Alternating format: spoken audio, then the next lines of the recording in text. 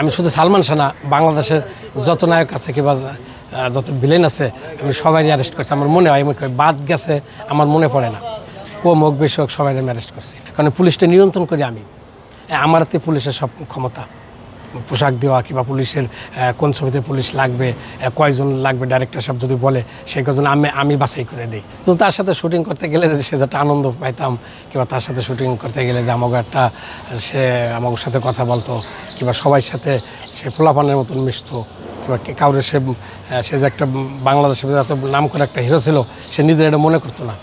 সে ছিল একদম মাটির মানুষ, সবার সাথে সবাই তার কাছে সমান। একটা প্রোডাকশন বয় থেকে শুরু করে একদম হিরো পর্যন্ত, আর সে নিজেকে কোনো সময় হিরো দাবি করতো না, সে নর্মালভাবে চলাফেরা করতো। এইটাই ছিল তার সবচেয়ে বড়ই। সালমান শাহ অভিনীত যেসব ছবিতে পুলিশ আছে আমি সবগুলো অভিনয় করছি ওই সময়। পুলিশ যদি সালমান শাহর ছবিতে থাকে যেসব ছবিতে ওই সব ছবিতে আছে, এতগুলো নাম বলার এত সময় মানে খেয়াল নাই। আমরা তো মনে করেন বেশিরভাগ যে আদালতে যখন বিচার হতো আমরা আসামি ধরে ওই কাঠগুলার পাশে দাঁড়ানো থাকতাম, অনেক সময় হ্যান্ডকাপ হাতে লাগানো থাকতো। আমি শুধু সালমান শাহ না, বাংলাদেশের যত নায়ক আছে কিংবা যত ভিলেন আছে আমি সবাই অ্যারেস্ট করছি। আমার মনে হয় বাদ গেছে, আমার মনে পড়ে না, কম হোক বেশি হোক সবাই আমি অ্যারেস্ট করছি। এমন কোনো নায়ক নাই আর এমন কোনো শিল্পী নেই বাংলাদেশে আমি তাদের সাথে অভিনয় না করছি। ইদানিং যারা আইসে রাতের শিল্পী হিসাবে এরা আসে আর যায়, কিন্তু তখনকার প্রতিষ্ঠিত শিল্পী যারা আমি সবার সাথে কম বেশি অভিনয় করছি। কালার এক্সপার্ট, জর্জ স্যাপ এবং মাইল্ড অন হ্যান্ডস টেকনোলজি সমৃদ্ধ অরিক্স ক্রিস্টাল ওয়াশ আপনার লন্ড্রি এক্সপার্ট। আমার মনে নাই, তা আমার কমসে কম 22-2300 তো হবে, কমের পক্ষে, হয়তো বেশি হইতে পারে। কারণ 1988 সাল থেকে 2015 সাল পর্যন্ত আমি তো এক সাইডে অভিনয় করছি, সব ছবিতে প্রায় পুলিশ ছিল। এই দীর্ঘ এত দিনে যত ছবি মুক্তি পেয়েছে পুলিশ ছিল, কারণ পুলিশটা নিয়ন্ত্রণ করি আমি, আমার হাতে পুলিশের সব ক্ষমতা, পোশাক দেওয়া কিংবা পুলিশের কোন ছবিতে পুলিশ লাগবে, কয়জন লাগবে, ডাইরেক্টর সাহেব যদি বলে সেই কজন আমি বাছাই করে দিই। ডাইরেক্টর শুধু আমার অর্ডার করে যে একজন অফিসার কিংবা কজন পুলিশ লাগবে কিংবা 2জন অফিসার, আমি যারে সিলেক্ট করে দেবো কিংবা আমি যারে মন চাপে দেবো সেই অভিনয় করতে হবে। তো অনেক সময় এফডিসিতে শুটিং হতো বিভিন্ন জায়গায় আমি নিজেই যাইতাম, কারণ আমার ইউনিট নিয়ে আমি গেলে গেলা সবাই খুশি হইতো যে কামরুল ভাই তার ইউনিট নিয়ে এসে পড়ছে। তখন তো আমি মনে করেন আমরা বয়স কম ছিল, অনেকটা নেশায় করছি, অনেকটা পেশায় করছি, টাকা পয়সারও প্রয়োজন ছিল, শুধু অভিনয় করলে তো হবে না। সব কিছু মিলেই তখন অনেক ভালো লাগছে। এখন আর ভালো লাগে না, এখন অভিনয় করি না, কারণ অভিনয় করবো কাজের সাথে, সে সিনেমাই নেই। সালমান শাহর সাথে তো কত ঘটনাই আছে, আমি এই ঘটনার মধ্যে আরও একবার বলছিলাম, মানে আপনার সাথে মনে একবার বলছিলাম যে আমরা একবার শুটিংয়ে গেছিলাম, সালমান শাহ প্রথম করে দ্বিতীয় ছবি শাবনূরের প্রিয় তুমি, জহুরুল ইসলাম সাহেব ডাইরেক্টর ছিল, তুমি না খেয়াল নাই মানে প্রিয় তুমি এরকম একটা নাম, তা আমরা হ্যাঁ তুমি আমার যাই ওই ছবিতে শ্যামলিতে শুটিং হয়েছিল। তা আমার যে ওস্তাদ মানে আমাকে আগে যে ফিল্মের কন্ট্রাক্টর ছিল তখন আমরা নতুন, তা যেহেতু সে আমার একটা সিনিয়র, আমরা ফিল্মতে সিনিয়র অনেক মূল্যায়ন করি, তাই তার নাম ছিল আজাদ।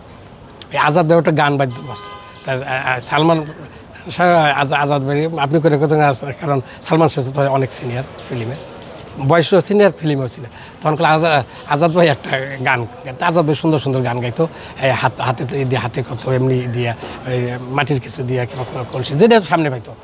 কিন্তু হে কোনো দিন সালমান শাহ বলতে থাকে তো সলেমান শাহ, এই সলেমান শাহ কইছে যে তো পুরা ইউনিটে সব মানুষ হাসতে হাসতে মানে সব এক জায়গা করে ফেলাইছে। আজাদ বাড়িতে উচ্চারণই করতে পারে নাই যে সালমান শাহ, হে যতবারই তারে কয় তার মধ্যে বেড়েছে সলেমান শাহ। এরকম কত অনেক মজারই আছে। আবার এই যে আমরা শুটিং করলে সে আমাদের সাথে এসে দুষ্টামি করতো, ওই পাশের থেকে একজন পুলিশ এসে সুলতান একজন টুপি খুলে ফেলাইতো, মানে এই ধরনের তার একটা সবসময় ছিল আনন্দ ছিল, মানে মানুষটা সে মজা করতো। সিনেমা তো সব কিছু বাস্তবিক ঘটনা, বাস্তবে যেমন খুন করার পরে চলে যাওয়ার পরে পুলিশ আসে, তাই না? পুলিশ আসার পরে তারপর তদন্ত করে বিভিন্ন জায়গা করে আসামি খুঁজে পায়। সিনেমা ঠিক এরকমই, বাস্তবিক তো সিনেমা ওইভাবেই করে। অনেক সময় আবার হাতে নাতে ধরা পড়ে, সবসময় তো হাতে নাতে কোনো জায়গায় আসামি ধরা পড়ে না, বাস্তবেও তো ধরা পড়ে না। তবে বাস্তব আর সিনেমা তো একই জিনিস, যার জন্য কোনো পরিচালকের গল্পের ব্যাপারে কোনো সময় হাতে নাতে, আবার কোনো সময় খুনি নিজেই স্বীকার করে আমি খুন করছি, আমাকে অ্যারেস্ট করুন কিংবা দৌড়ে পালাই যায় ছবির গল্পের সাথে। নায়িকা অনেক করছে, আমার এত মনে নেই, সবাই অ্যারেস্ট করছে কম বেশি, যারা অ্যাকশন ছবি করছে, পপি কন, মৌসুমী ম্যাডাম কন, তারপরে শাবনুর ম্যাডামরা করছে কিনা আমার খেয়াল নাই। আর ওই সময় যারা এসে মুনমুন, ময়ূরী এরা যারা মানে একটু ভিলেন করতো, এরা বিভিন্ন সময় এই করছে, আমরা যে অ্যারেস্ট করছি তাকে।